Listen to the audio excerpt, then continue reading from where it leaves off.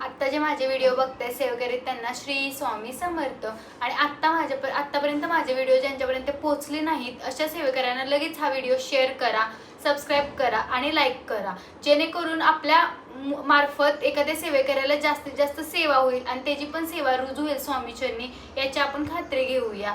चला, आता मला माहिती आहे की माझा हा व्हिडिओ टाकायला खूप लेट झालाय, काही हरकत नाही. आपण आता बघूया. तुम्हाला माहीतच आहे की 17 मे पासून ते 15 जून पर्यंत अधिक मास हा महिना सुरू झालेला आहे.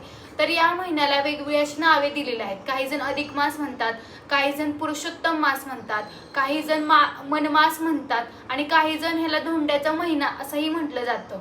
तर अशी वेगवेगळी नावे आहेत. ह्या महिन्यात फक्त जावयाचा सन्मान, मान सन्मान एवढंच करायचं नसतं. तर हा महिना हा असा असतो की आपल्याला जास्तीत जास्त आपल्याकडून दान, धर्म, नामस्मरण झालं पाहिजे. कारण हा देवाने दिलेले एक आपण काय म्हणू, एक ऑपॉर्च्युनिटी म्हणजे संधी असते आपल्याला, आहे ना. म्हणजे आपण त्या दिवसात काय करायचे की देव म्हणतो की तुमच्या ज्या अकाउंटचा बँक बॅलन्स आहे तो तुम्हाला वाढवायचे, म्हणजे तुमचा पुण्याचा साठा एवढूच आहे तो एवढा मोठा करायचे, जेणेकरून तुमचं येणारं फ्युचर असेल किंवा तुमचे जे कर्म असतील त्याला थोडीशी नाहीसं म्हणजे ते कुकर्म तुमचं मरण्यासाठी किंवा नष्ट होण्यासाठी तुम्हाला हा उपयोगी पडतो महिना. त्यामुळे हे महिना आपल्याला देवाने दिलेला चान्स असतो.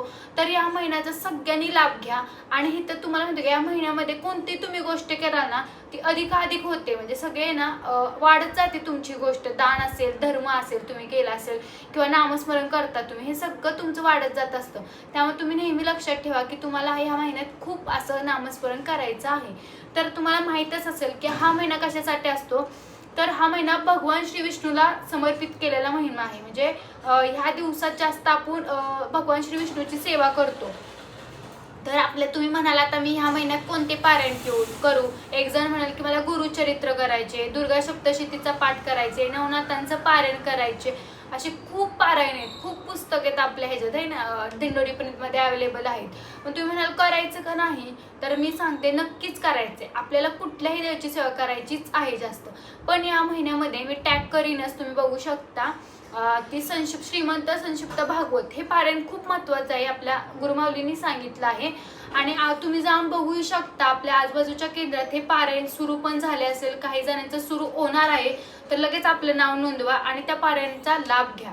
तर संक्षिप्त भागवत मध्ये आपल्या 2 प्रकार आहेत बघा. एक खूप मोठा ग्रंथ आहे, तो गुरुमाऊलींनी पारायणसाठी ठेवला आहे. आणि ज्यांना जर 7-8 दिवसाचं पारायण जमत नाही तर त्याने एक छोटासा ग्रंथ काढलाय संक्षिप्त भागवत म्हणून, तो तुम्ही एका दिवसाला वाचू शकता. म्हणजे तुम्ही 11 पारायण केलंच पाहिजे या महिन्यात. तर तो मला वाटतं 1 तासात होऊन जाईल. ते ज्यांना वाचता येत नाही, म्हणजे ज्यांना वाचता येतं पण थोडं कठीण आहे शब्द, तरी मराठी भाषेतच आहे, प्राकृत भाषेत, तरी वाचता येत नसलं तर तुम्हाला थोडंसं त्यांनी 1.5-2 तास लागतील त्यांना. आणि ज्यांना काहीच वाचता येत नाही, काहीच करता येत नाही, त्यांनी काही टेन्शन घेऊ नका. डायरेक्टली जायचं, युट्यूबला टाकायचं श्रीमंत संक्षिप्त भागवत आणि तुम्हाला एक व्हिडिओ येईल, तो व्हिडिओ लगेच लावायचा आणि ते श्रवण करायचं. आता तुम्ही म्हणाल मी व्हिडिओ लावला माझं काम झालं, असं नसतं. व्हिडिओ लावला की तुम्ही भांडी म्हणा, कपडे किंवा एखादं कोण काय करत असेल तसं करायचं नाही. कारण तुम्ही श्रवण करते याचा अर्थ तुमचं पण ते डोळ्याखानं शब्द गेले पाहिजे, तर त्याचा तुमच्या सेवेला रुजू होते आणि त्याचा सेवेचा तुम्हाला लाभ होतो. तर सर्वांनी संक्षिप्त भागवत ही सेवा करायचीच आहे. आता राहिला प्रश्न की संक्षिप्त भागवत केलं तर आता आम्ही दुसरे करू का. करू शकता तुम्ही. तुम्हाला माहिती आहे गुरुचरित्र केलं तर अतिउत्तमच आहे, कारण गुरुचरित्र हे 5वा वेद मानलं जातं, बरोबर ना. तर गुरुचरित्र तुम्ही पारायण करू शकता कधी पण. आणि त्याच्यानंतर तुम्ही म्हणाल की दुर्गा सप्तशतीचा पण पाठ करू शकता. दुर्गा सप्तशतीचा पाठ केल्याने तुमचं नाही का, म्हणजे कुलस्वामिनीचा तुमचा आशीर्वाद राहतो. म्हणजे ते आपण काय म्हणतो, आपण आपल्या मुलांची प्रगती असेल, शिक्षणात प्रगती असेल, सगळं असं नाहीसं होतं म्हणजे वाढत जातं तुमचं ते. त्यामुळे दुर्गा सप्तशती पाठ केला आणि तुम्ही कुलस्वामींना अर्पित केला तरीही चालू शकतं. नवनाथांचं पारायण आहे, त्याच्यानंतर मल्हार सप्तशतीचा पाठ केला तरीही चालू शकतं. असे वेगवेगळे आपल्याकडे ग्रंथ आहेत, त्या ग्रंथामधलं कोणतंही पारायण करू शकता. पण त्याचबरोबर संक्षिप्त भागवत तुम्हाला हे पारायण करायचंच आहे. केंद्रात जाऊन केलं तर अतिउत्तम आहे, कारण सामुदायिक सेवेला आपल्या केंद्रात खूप महत्त्व आहे.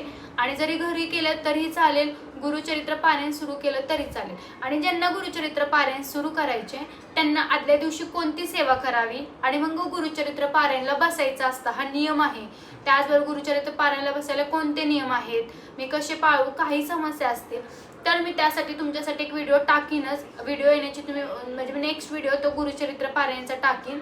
आणि आता आपण बघूया की आता मी अधिक मासात जास्तीत जास्त कशी सेवा करीन, अधिक मासात मी जास्त माझा पुण्याचा साठा कसा भरीन, मला माझा बँक बॅलन्स कसा वाढवीन, तो मला माझ्या फ्युचरमध्ये कसा उपयोग होईल ह्याचा आपण विचार करायचा आहे.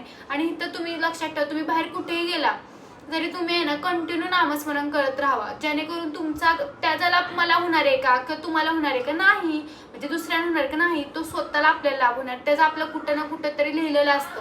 आणि तुम्हाला माहिती आहे करताना करविता स्वामी आहेत, स्वामीच्या सगळं लक्षात असतं. कोण कुठलं पुण्य करते, कोणी पाप केलं, कोणी काय केलं, हे सगळं स्वामीकडे लिखे असतंच, त्यामुळे काहीच नाही. आणि महत्त्वाचं म्हणजे तुम्ही कोणती पण सेवा केली ना ती तुम्ही रुजू करा. आता मी म्हणते की स्वामी चरणार्पण म्हणजे स्वामीच्या चरणी मी माझी रुजू करते, तुम्ही कुलस्वामिनीची करा, कुणाच्याही चरणी केली तरी ती देवापर्यंत पोहोचते. फक्त रुजू करा आपली सेवा. आणि तुम्ही लक्षात ठेवा की एखादा पारायण करत असला तर तुम्हाला नॉनव्हेज खाता येणार नाही, हे महत्त्वाचं पाळायचं आहे. आणि जर तुम्ही मोठं संक्षिप्त भागवत करत असला तर तुम्हाला त्यात 3 नियम असतात. एक तर तुम्ही नॉनव्हेज खाऊ शकत नाही आणि एकच भाजी तुम्ही खाऊ शकता, म्हणजे भाजी तुम्ही कोणतीही खाऊ शकता, जेवणामध्ये कांदा लसूण वर्ज्य आहे, म्हणजे तुम्ही करायचं नाही. आणि त्यानंतर ब्रह्मचारीचा एक नियम आहे आणि असे एक नियम आहेत, एवढे नियम तुम्ही पाळू शकता. 4-5च नियम असतात ह्याच्यात, गुरुचरित्रासारखे मोठे नियम नाही आहेत, पण हेच नियम महत्त्वाचे आहेत. जो मोठे भागवत श्रीमंत भागवत वाचत बसणार आहेत त्यांच्यासाठी, जे छोटे वाचत बसणार आहेत त्यांना काहीच नियम नाही, पण त्यांना नॉनव्हेज खायचं नाही. 11 पारायण करणं महत्त्वाचं. तर त्याचबरोबर सर्वांनी संध्याकाळी विष्णू सहस्रनाम हे पुस्तक वाचायचं आहे, तर ते मी टॅग पण करीन आणि ते तुम्ही बघू शकता. जर नसेल तर आजूबाजूच्या केंद्रातून घेऊ शकता किंवा आपल्या दिंडोरी प्रणित वेबसाईटवरून तुम्ही बाय करू शकता. त्याचबरोबर तुम्हाला माहिती आहे ही विष्णू सहस्रनाम जी सेवा केली ना तुम्ही, तर खूप प्रगती होते तुमच्या घरात पण. आणि ही सेवा संध्याकाळीच करायची आहे, 6 नंतर तुम्ही करू शकता. आणि जे जॉबला जातात म्हणजे ज्यांची नाईट शिफ्ट आहे किंवा ते काही कारणास्तव त्यांना करायचं म्हणजे योगच आला नाही, तर त्यांनी सकाळचं करू शकता. फक्त जॉबवाल्यांसाठी ही गुरुमाऊलींनी काय म्हणतात हे दिलेलं आहे, मुदत दिलेली आहे, सूट दिलेली आहे. आणि बाकीच्यांनी संध्याकाळीच विष्णू सहस्रनाम वाचायचं आहे. आणि तुम्हाला सर्व कळलेलेच आहे की कोणती सेवा कधी करायची. ह्या महिन्यात खूप महत्त्वाचं आहे, सेवा करा, मेवा मिळवा, त्यानंतर तुमचा बँक बॅलन्स वाढवा, हीच स्वामीच्यांनी मी प्रार्थना करते. आणि काही माझे वाईट शब्द असतील ते माझे आणि चांगले शब्द स्वामींचे. श्री स्वामी समर्थ.